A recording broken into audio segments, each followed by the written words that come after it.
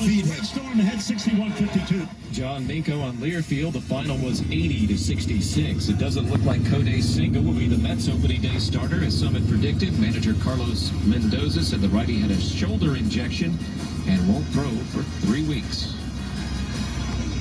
Hey, it's Michelle Smallman coming up Monday. I'll tell you the one MLB free agent that the Yankees need to sign if they want to make a World Series run. It's on Sports Tonight, 6 a.m. Eastern, right here on ESPN Radio, ESPN2, and ESPNU.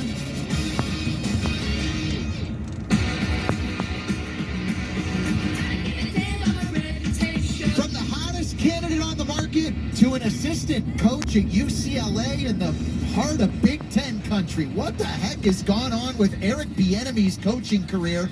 Prime times on ESPN Radio, ESPN app, Sirius XM Channel 80. We are presented by Progressive Insurance, Hammer and Home Team. I'm Aaron Goldhammer.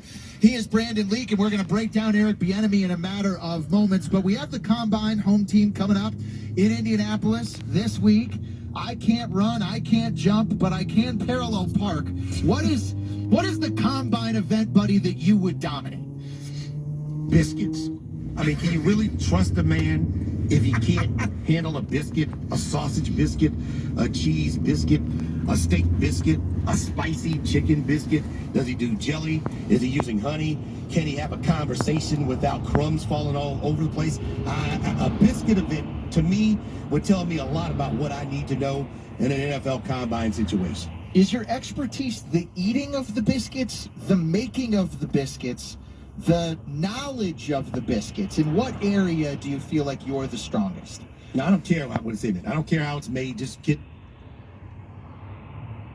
And I think that it's up to Speaker Johnson to put this bill on the floor. It'll pass by a strong vote. And he needs to do that so that the aid flows in March. If he doesn't, eventually Republicans will get tired of that obstructionism, will join Democrats in a discharge petition. But that's a very bulky way to try to pass a bill. It's only happened once in my 28 years in Congress.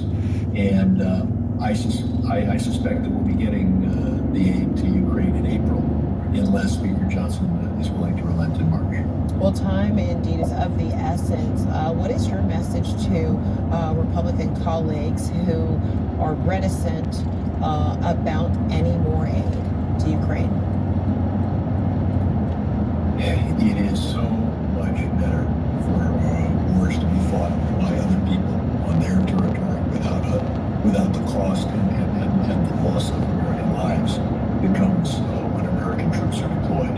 Here you have Ukraine that is serving as a bulwark between Russia and NATO countries that we are obligated to defend, notwithstanding what Trump may have said. And their success in defending their own countries is just critical to us. They can't do it. They haven't been able to do it this last month because we have not provided the artillery shells and other assistance. Do you think Congress is ready to accept responsibility if Ukraine ultimately falls to Russia? No politician will accept responsibility for the harm that they do. But of course, they should. And while they may not accept the responsibility, I think you and the press will put it there. This is a bill that's not only critical to Ukraine, it's critical to Israel, it's critical to Taiwan, it's critical to humanitarian needs, not just in Gaza and Ukraine, but also in Ethiopia, in Tigray, in Armenia. This is a bill that we need to pass. All right, let's zero in on Israel. The White House saying there is a framework for a deal to bring Israeli hostages home from Gaza, which would include a temporary ceasefire. Do you think it's viable? Do you see this happening? No deal is a deal until all the elements are established. Well, one of those elements will have to be, is it all the hostages that are released or just some? And the Hamas will insist upon the release of certain prisoners that have been arrested in Israel. Will this be the release of convicted murderers or the release of less sensitive prisoners?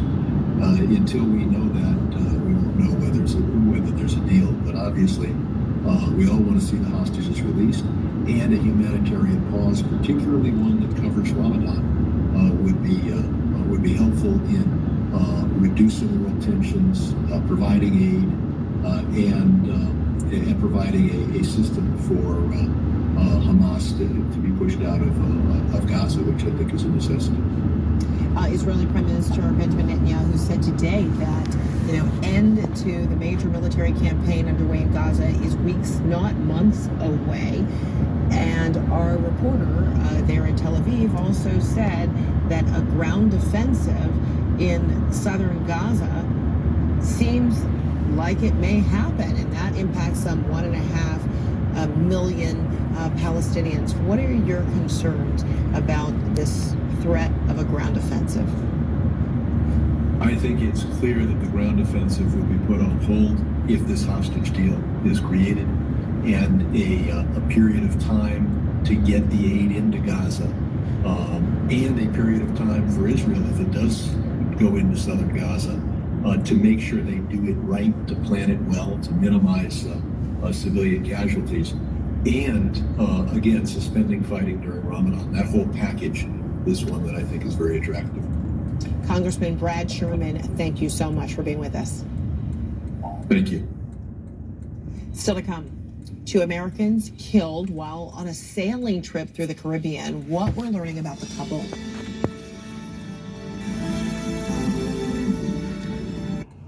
Urgent Camp Lejeune settlement message. On September 6th, the government announced it will soon begin providing fast, guaranteed settlements to Camp Lejeune Marines, families, and civilians. Awards will range between $100,000 and $550,000, with an option for higher amounts. If you or a loved one spent time at Camp Lejeune and suffered